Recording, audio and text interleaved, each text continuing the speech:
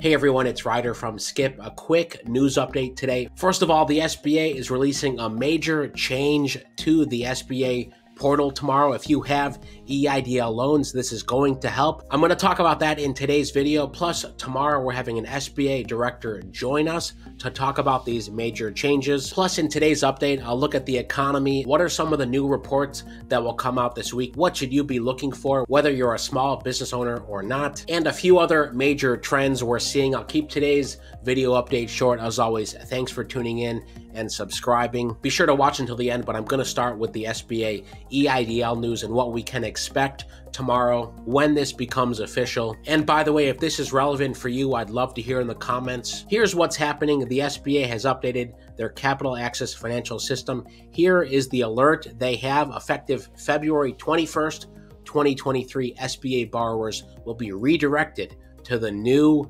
My SBA loan portal to log in and access their loan information. This is a big deal. It's been in the works for several months. It's been on the SBA's radar probably for years because of this fundamental problem where, for example, where checking your EIDL loan balance or other SBA balances for that matter are in a different system from where you make your payments. There's the CAF systems and there's pay.gov. Up until now, they've been two separate systems, been very confusing, especially if you're one of the 4 million EIDL loan borrowers, or if you're one of the almost 15 million, I believe, PPP borrowers. You'll be able to see that information now in one place. The SBA has said they are rolling it out tomorrow. So let me talk about what you can expect. But please, if you want to get this live, we're going to have an SBA director on February 21st at 3 p.m. Eastern, 12 Pacific. If you want to tune in live and hear it straight from the horse's mouth, join us then. I'll link to that video above. And feel free to tell others about this because this is a big deal. We know it's a pain in the neck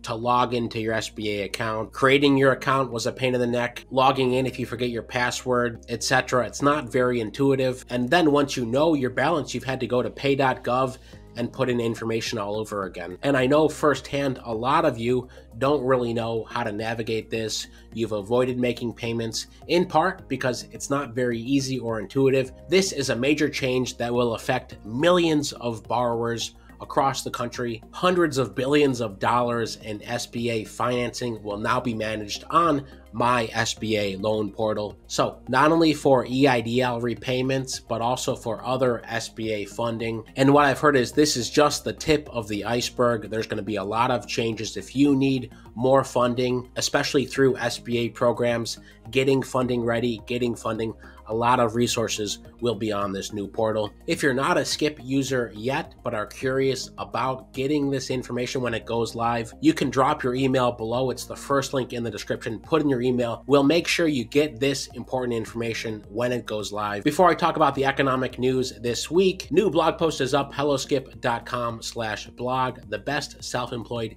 tax deductions and credits in 2023. We've got a ton of new resources coming up on our blog. Here's the latest post. Feel free to go take a look. And the big news this week from our end, we are launching our Skip Funding Assistant later this week. It's going to be live in the App Store and Google Play. This is a huge deal to help you discover, apply for, and maximize your chances of receiving funding, whether that's grants, loans, or other financing. So be sure you're subscribed to get that news. And as always, if you want one-on-one help getting funding, go to helloskip.com/join. There's a few options there. Okay, here's what we can expect this week. Today, the markets are closed because of President's Day. Happy President's Day. Tuesday, the National Association of Realtors reports existing home sales fell 17.8% in 2022. That's the weakest year of sales activity since 2014. This is going to be a big report. On Wednesday, another big meeting. The Federal Reserve releases the minutes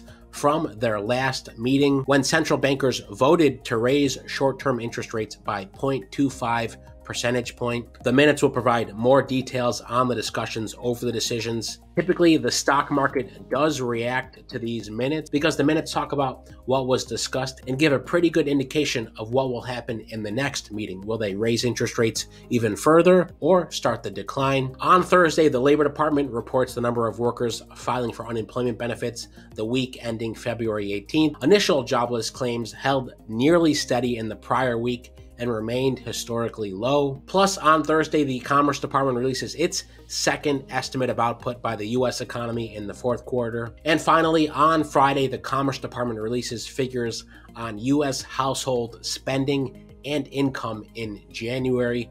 Consumer spending fell 0.2% in December from the prior month. That's the second consecutive monthly drop. As I talked about before, households substantially increased their savings during the pandemic with a lot of the pandemic relief funding and have slowly been tapping into their savings. It'll be very interesting to see what happens in this report. How did consumer spending change in January? Is it still about even? Has it gone down a little bit or gone up? Here's an interesting story that came out today. Venture fundraising hits a 9-year low. This is the funding put into venture capital firms, which then go out to startups at various stages. Venture firms raised $20.6 billion in new funds in the fourth quarter. That was a 65% drop from the year earlier quarter and the lowest fourth quarter amount since 2013. Fund backers, known as limited partners, invested in 226 venture capital funds in the fourth quarter. That's the fewest since 2012. These investors typically include pension funds, university endowments, or family offices. Here's how that looks over time. You can see this massive drop. Here's some of the sentiment. Venture firms want to be patient in this market